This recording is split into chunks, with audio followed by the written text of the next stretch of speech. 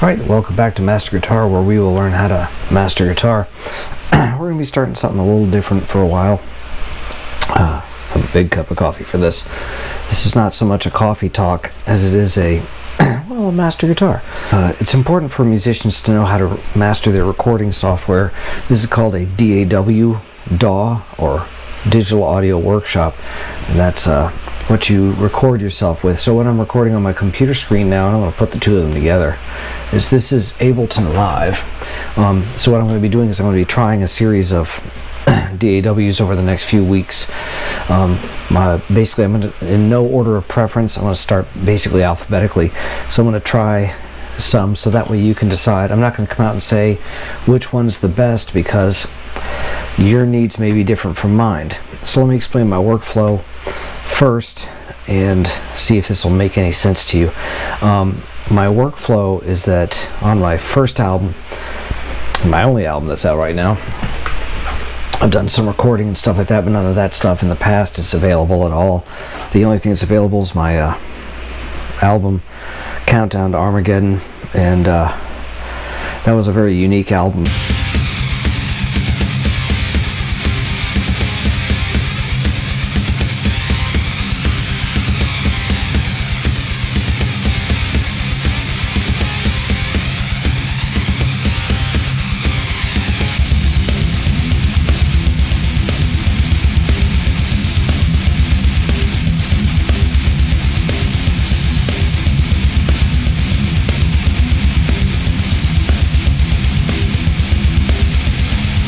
And basically almost everything you hear on the album is first or second take. Let me explain my workflow to you.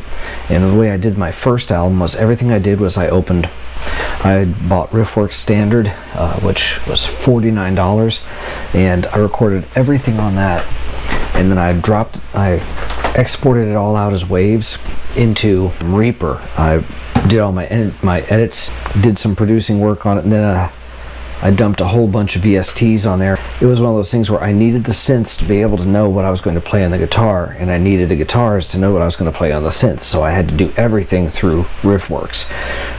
My workflow may change in the future. For right now, everything is still going to be recorded through RiffWorks.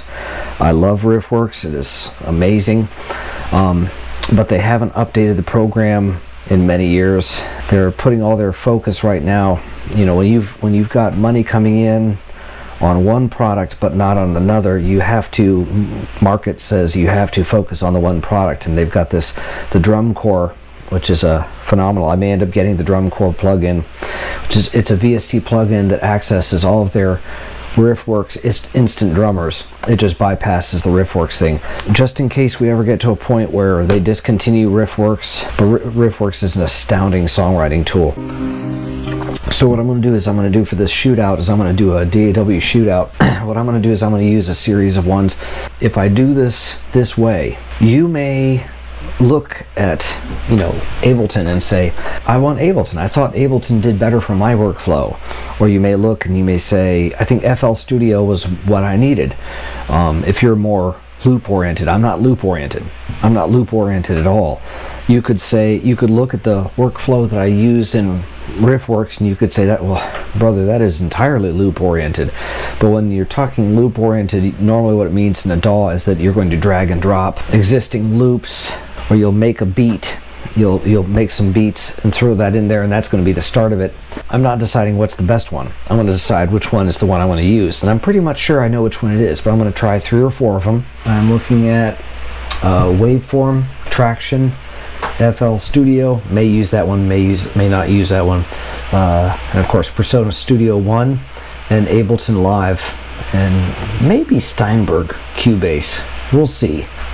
I want to be able to, once I've got the money, buy the DAW I'm going to work with, but I want to go through all these first so that you can decide, based on how you saw me doing it, if that one worked for you or not. You may see me say, I'm not going to use that function at all, and you may say, well, I would. So that's why there is no winner, there is no loser. I don't, because otherwise, if I say, well, this one's the winner, you're going to go on there and there's going to be a million comments saying, no, Ableton Live is the one I want. Ableton's giving a very generous trial. It's 90 days. I'm down to 86 days left on this trial, and I've already decided you know, you'll see.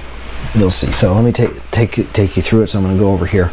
So this is your Ableton interface. When you make a new trial, a new live set, they will give you 2 MIDI and 2 audio right off the bat. This is what you see is the, I don't know what you call the various. You've got this one shows you the standard rack. That's what you see.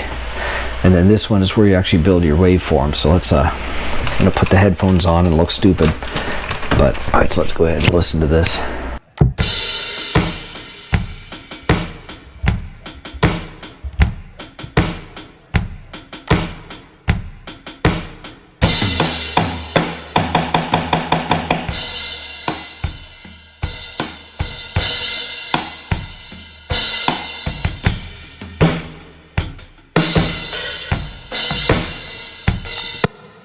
Okay, so I just threw some loops in there that they already had. I've got another one where I actually built out of samples that I had. I used a Pearl master kit and just built the entire thing, but this is using a drum loop they have, and then what you do is you just drag and drop these MIDI clips. You can see I'm mousing over it. Down here is the information window, the info view.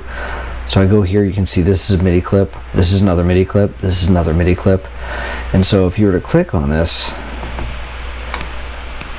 you can now see the, down here, I'll play it, you can watch. See, this is the MIDI pattern.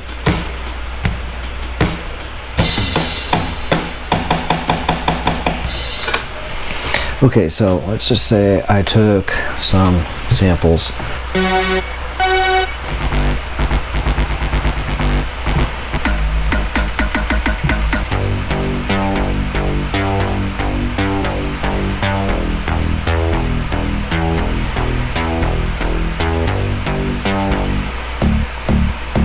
I like that a little better.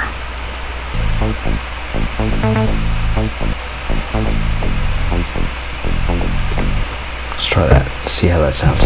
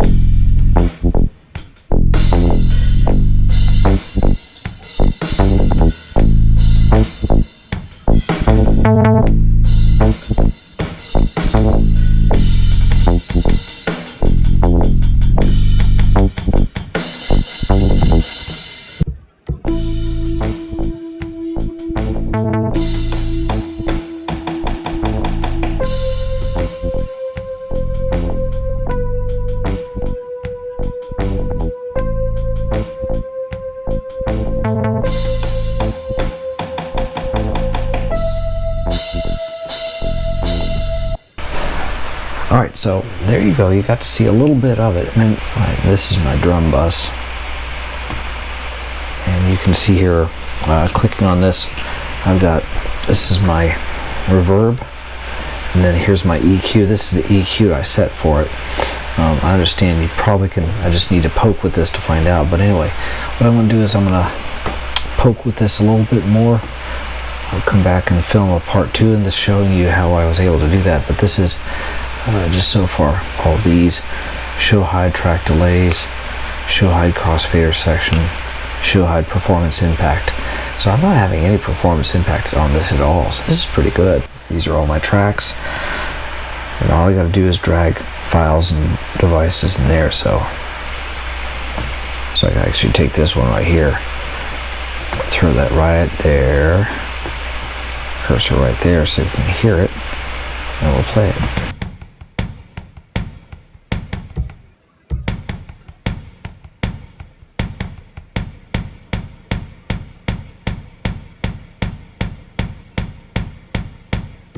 Alright, so far this is what I've got. We'll save what I got. I'll do a part 2 coming up soon so I can show you what I've learned. Next time, what we're going to do is we're going to try recording some guitars. Alright, so remember, comment, like, subscribe, and we'll see you next time.